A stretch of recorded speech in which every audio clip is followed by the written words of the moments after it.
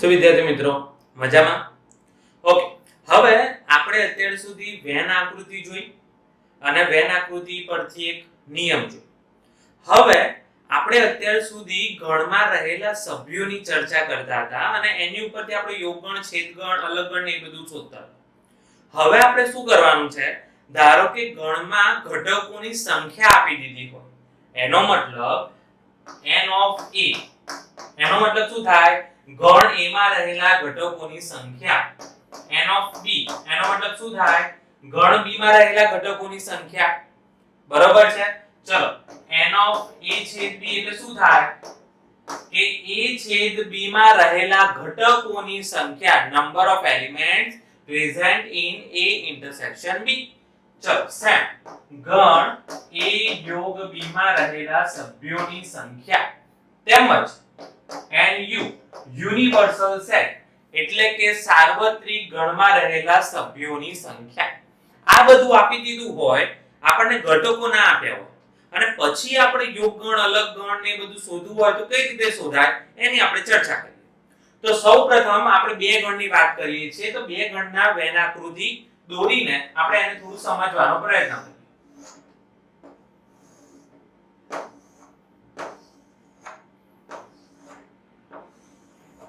ચલો, આ છે આપણો સાર્વત્રિક ગણ u.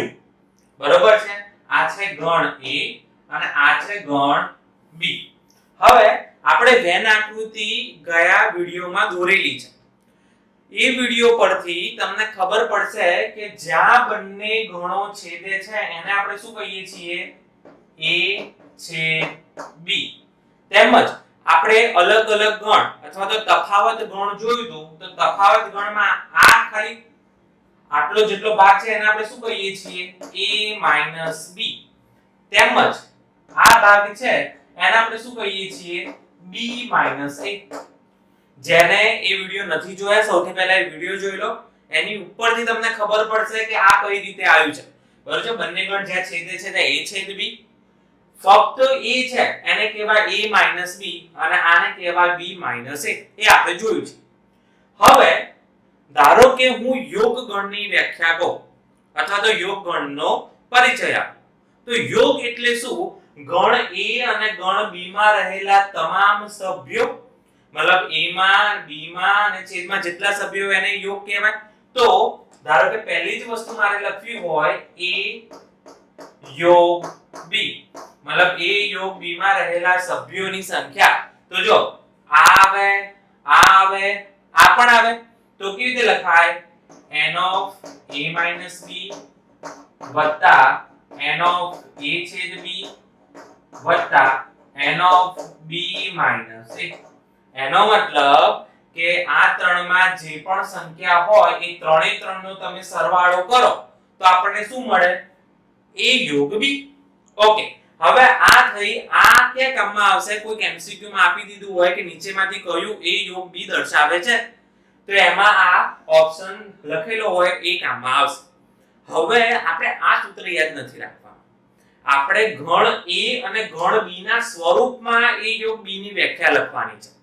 તો ચલો, n of a યોગ b બરાબર n of a plus n of b minus n of a છેદ b.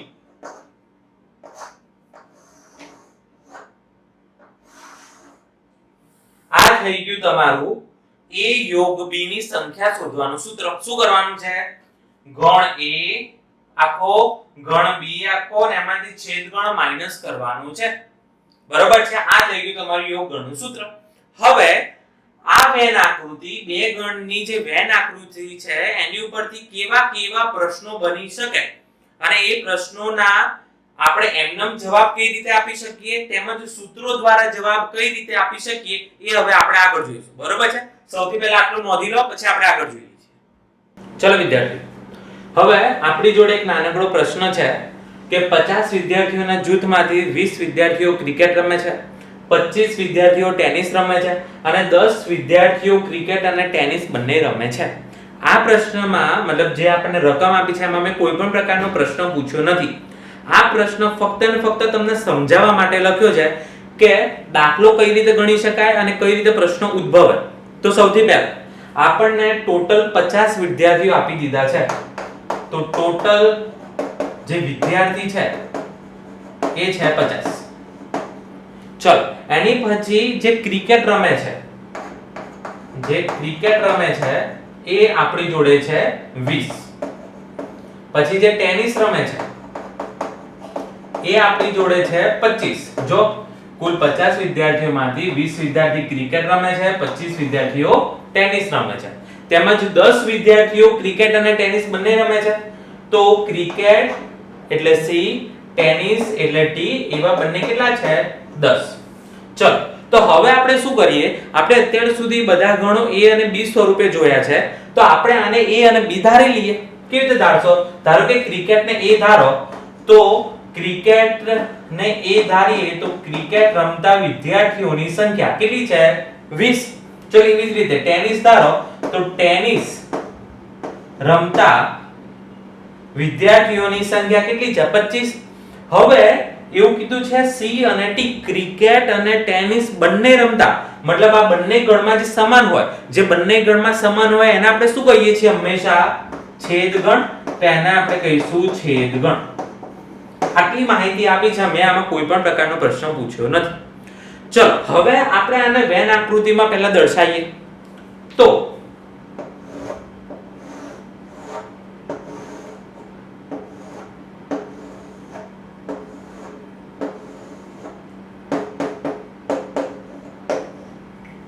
ઓકે, હવે આપણે જ્યારે ગઈ વખતે વેન આકૃતિ દોરી હતી ત્યારે મેં તમને કીધું હતું વેન આકૃતિની શરૂઆત ક્યાંથી થાય બેટા? ઓલવેઝ છેદગણથી. તો ગણ A અને ગણ B માં રહેલા સમાન સભ્યો એને કહેવાય છેદગણ. તો અહીંયા છેદગણમાં કેટલા આપ્યા છે 10. તો આપણે શું કરવાનું, છેદગણમાં લખી દેવાના 10. બરોબર છે. ચલો હવે આપણે ગણ A અને ગણ B માં ધીરે ધીરે મૂકીએ. ચલો હવે ગણ A માં કેટલા સભ્યો છે બકા? 20. પરંતુ ધ્યાન રાખો, આપણે આ જે વાત કરીએ છીએ એ આખા આની વાત કરીએ છીએ, આખો એના કેટલા સભ્યો છે 20. તો એમાંથી જો 10 સભ્યો અહીંયા હોય તો અહીંયા કેટલા આવે? કારણ કે આપણે ગણ A માં તો 20 જ રહેવા જોઈએ. 20 માંથી 10 તો આવી ગયા છે, તો અહીંયા કેટલા મૂકવાના? બીજા 10. તો 10 ને 10 20. બરોબર છે. એવી જ રીતે આ ગણ B ની વાત કરી. હવે ગણ B ની વાત કરીએ તો ટોટલ ગણ B માં કેટલા છે 25. હવે 25 માંથી 10 તો અહીં જો આખું છે B, એમાંથી 10 તો આવી ગયા છે. તો હવે 25 અહીંયા છે પણ અહીંયા 10 આવી ગયા, તો અહીંયા કેટલા રહે 15. તો જો 10 અને 15 25. ચલો અહીંયા સુધી બધાને ખબર પડે. સૌથી પહેલા શું કર્યું, છેદગણ લખી દીધો. પછી A માં શું આવે 10. કેમ 10 આવે? ટોટલ 20 છે, 10 આવી ગયા છે તો અહીંયા બીજા 10, તો 10 તો 10 20 થઈ ગયા. ચલો B માં પહેલા 10 આવી ગયા છે, ટોટલ 25 છે, તો અહીંયા 15 લખ્યા. કેમ? 15 ને 10 25 થઈ ગયા. ઓકે, હવે ટોટલ કેટલા વિદ્યાર્થીઓ છે? 50 વિદ્યાર્થીઓ છે. મતલબ સાર્વત્રિક ગણમાં 50 વિદ્યાર્થીઓ છે. એમાંથી આ બધા કંઈક ના કંઈક રમે છે. પરંતુ તમે આનો સરવાળો કરો જ બકા. 10 ને 10 20, 20 ને 30 ને 35. 35 વિદ્યાર્થીઓ રમે છે. તો આ એવું છે કે આ ક્રિકેટ રમનારા A બરાબર ક્રિકેટ, B બરાબર ટેનિસ. તો ના રમતા હોય આ ટોટલ 35 છે, ટોટલ 50 થવા જોઈએ. ખબર છે આપણે કોઈ સભ્ય A અને B માં ના આવતો તેને આપણે શું કરીએ 12 લખીએ. તો 12 કેટલા આવે? બીજા 15. બરોબર છે. આ આપણે ખાલી આને દર્શાવી દીધું. હવે જે પ્રકારે મેં હમણાં જ વાત કરી, આપણે વેન આકૃતિ પરથી A યોગ B નું સૂત્ર લાવ્યા. તો સૂત્ર તો પછી આપણે વાપરીએ છીએ, પરંતુ એની પહેલા મેં શું કીધું હતું, તમારે યોગ શોધવો શું કરવાનો? આ 3 નો સરવાળો કરી દેવાનો. 3 નો સરવાળો કેટલો થાય 35. 35 A યોગ B આવશે.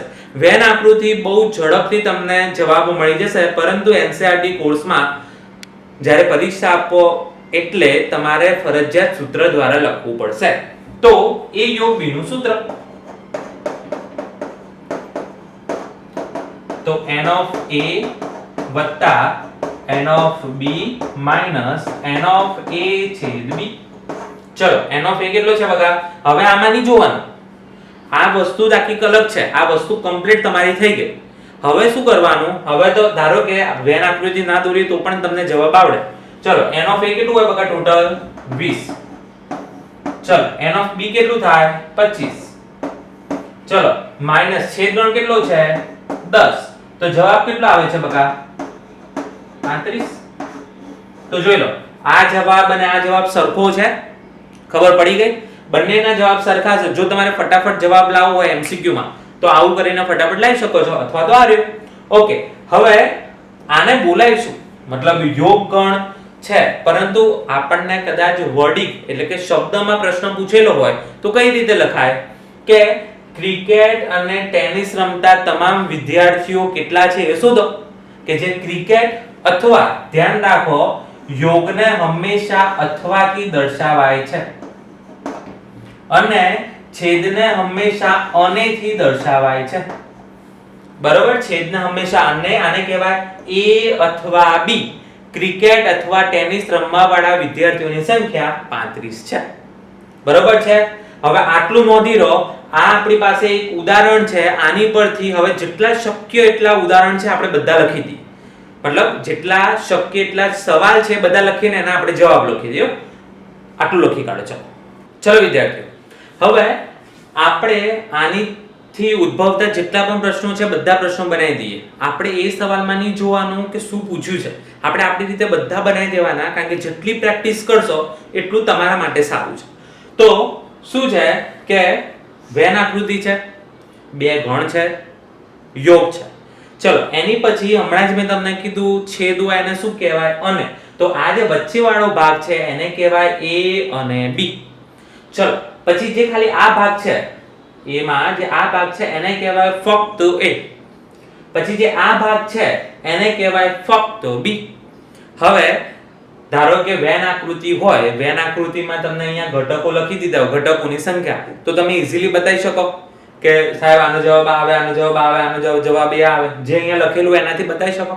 પરંતુ ધારો કે એને સૂત્રથી લખવા હોય આપણે, કારણ કે મેં તમને શું કીધું, વેન આકૃતિ પરથી આપણે જે જવાબ લખવાના છે એ MCQ માટે બહુ સારું રહેશે, પરંતુ આપણે જે NCERT ની એક્ઝામ આવશે એ લખવા માટે ફરજિયાત સૂત્ર વાપરવું પડશે.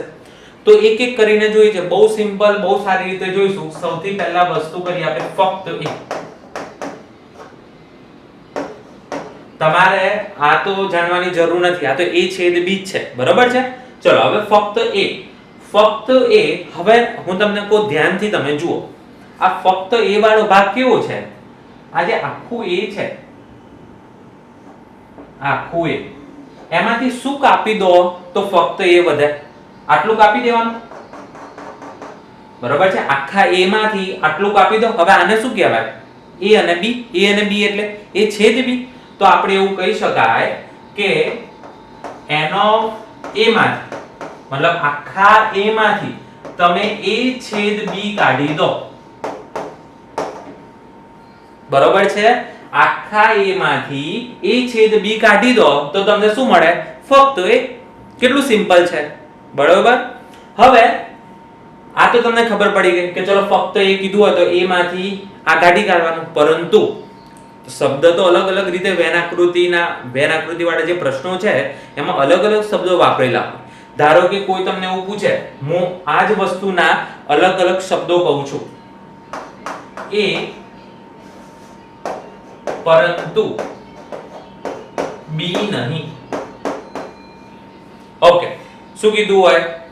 એ પરંતુ બી નહીં. પહેલા તો હું આને લખતા શીખવાડું કે આને લખાય કઈ રીતે. કઈ રીતે લખાય કે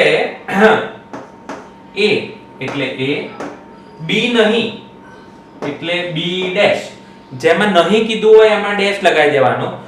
a પરંતુ b નહીં એટલે a અને b નહીં, એનો મતલબ b નો ડેશ.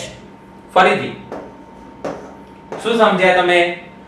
a પરંતુ b નહીં એટલે a અને b નહીં એવું આપણે શોધવાનું છે. તો a પરંતુ જે b માં હોય એ નહીં.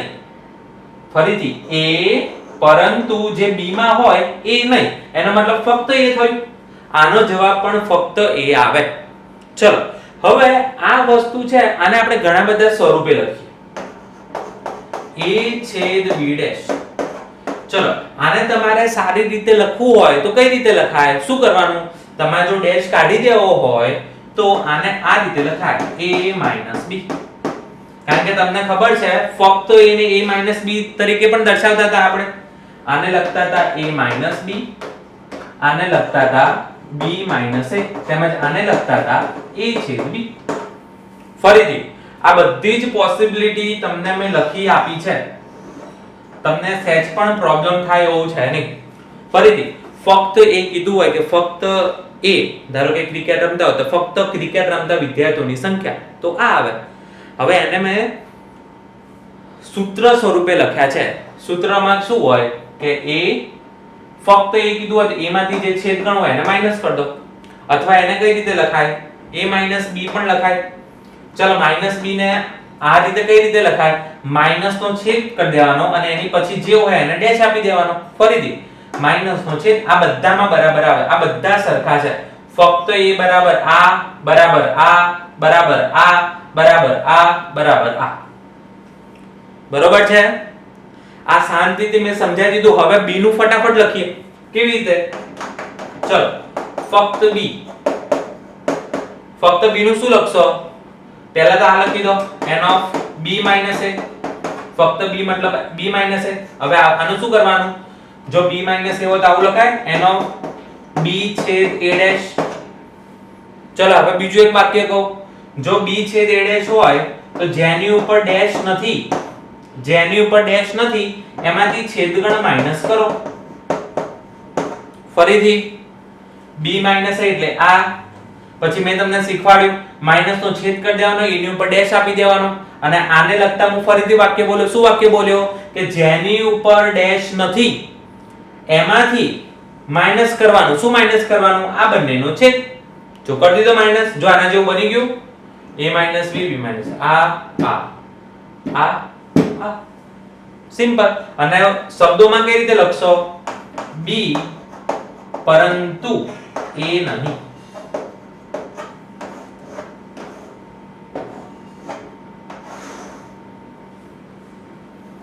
બરોબર? ચલો હવે આની વાત થઈ ગઈ, આની વાત થઈ ગઈ, આની વાત થઈ ગઈ. પરંતુ હવે 12 ની વાત કરીએ. 12 શું હશે? તો હવે 12 નો મતલબ શું થાય કે a અને b નહીં. એનો મતલબ a પણ નહીં અને b પણ નહીં. a અને b નહીં. તો આને આપણે આવી રીતે લખી શકીએ કે a નહીં અને b નહીં. આવી રીતે લખાય a નહીં અને b નહીં. તો આપણે હમણાં જ દ મોર્ગનનો નિયમ જોયા. એમાં આપણે શું કર્યું હતું? આનું a યોગ b ડેશ હોય એ બહાર નીકાળી દીધો અને છેદ હોય એનો યોગ કરી દીધો. અથવા તો એનું ઊંધું ડેશ બંનેને અલગ અલગ આપી દો. યોગ હોય તો છેદ કરો, છેદ હોય તો યોગ કરો. આવું થઈ ગયું. હવે હમણાં આપણે આગળ જ્યારે યોગ ને છેદ ને બધું જોયું હતું ત્યારે પૂરક ગણ હતો. તો પૂરક ગણમાં શું કરતા હતા? સાર્વત્રિક ગણમાંથી પૂરક ગણ જે ગણ હોય એને માઈનસ કરી દેતા હતા. તો આમાં ડેશ છે તો આમાં સાર્વત્રિક ગણ શું છે? u. તો શું કરવાનું? આમાં n of u minus n of a યોગ b. હવે આ વસ્તુ તમે વેન આકૃતિમાં જો તો તરત ખબર પડી જશે કે u એટલે આ બધું એમાંથી શું માઈનસ કરવાનું? યોગ માઈનસ કરવાનું. મતલબ આ અને આ એ ત્રણ વસ્તુ માઈનસ કરી દો તો આપણને એની સિવાયની બધી જ વસ્તુ મળી રહે. બરોબર છે? બે ગણથી ઉત્પન્ન થતા તમામના મેં જવાબ લખી દીધા છે. ફક્ત a પરંતુ b નહીં. ફક્ત b પરંતુ a નહીં. a નહીં અને b નહીં. અથવા તો a અને b નહીં. આને આપણે કૌંસ કરીએ. બરોબર છે? ચલો આટલું લખી કાઢો. એની પછી આપણે સરસ મજાનો દાખલો ગણીએ અને દાખલામાં બધા સૂત્રોનો ઉપયોગ કરીએ. બરોબર છે? લખી કાઢો. ચલો વિદ્યાર્થી મિત્રો, હવે આપણે જે પહેલા ઉદાહરણ લીધું હતું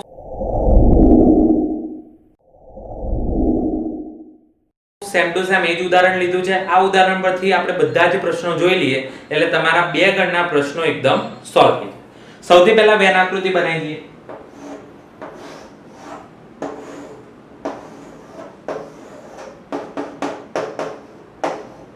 ઓકે, હવે શું વાત થઈ છે આપણી વેન આકૃતિની શરૂઆત ક્યાંથી કરવાની? છેદગણથી. ચલો છેદગણ શું છે? 10. જેને ના ખબર પડી ફરીથી ધ્યાન આપી દો. હવે એ ગણમાં કેટલા છે? 20. તો ટોટલ 20 છે, પરંતુ છેદગણમાં 10 આવી ગયા એટલે અહીંયા કેટલા આવશે? બીજા 10. તો 10 ને 10 20 થઈ ગયા. ચલો ગણ બી માં કેટલા છે? 25. 25 માંથી 10 જતા રહે તો 15. તો બાકીના આવશે 15. પછી u માં કેટલા છે? 50. તો n of u બરાબર 50. હવે a અને b ના આવી ગયા, પરંતુ 12 ના કેટલા આવે? 35.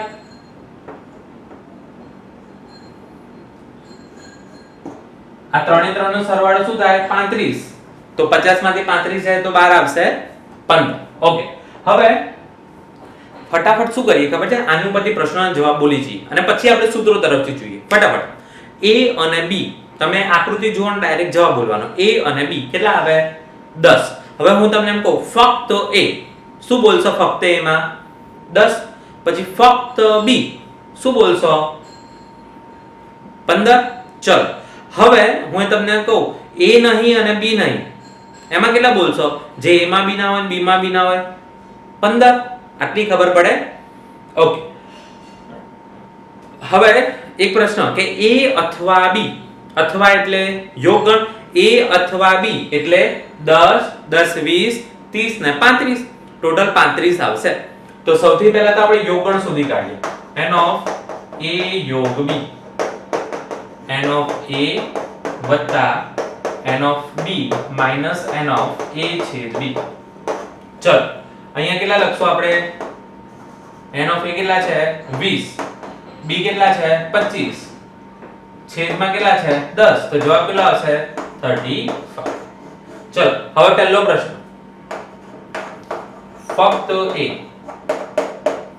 ફક્ત a ને આપણે કઈ રીતે લખશો? n of a છેદ b ડેશ. તો શું લખશો? n of a માંથી છેદગણ માઈનસ કરી દેવાનો. ચલો શું કરશો? a કેટલા છે? 20. છેદગણ કેટલા છે? 10. જવાબ શું આવે? 10. જો 10 ને 10 આવી ગયા. સરસ. ચલો એવી જ રીતે બીજો પ્રશ્ન. ફક્ત b, તો શું લખશો? n of a છેદ b છેદ a ડેશ. અથવા તો આને a માઈનસ b પણ લખો તો પણ ચાલશે. આપણે જેટલું લખાય એટલું બધું લખી દેવાનું. જેટલી પ્રેક્ટિસ થાય એટલી સારી છે આપણા માટે. તો n of b minus n of a છેદ b. ખબર છે મેં આમાં એવું કીધું છે કે b માંથી છેદગણ માઈનસ કરી દેવાનો.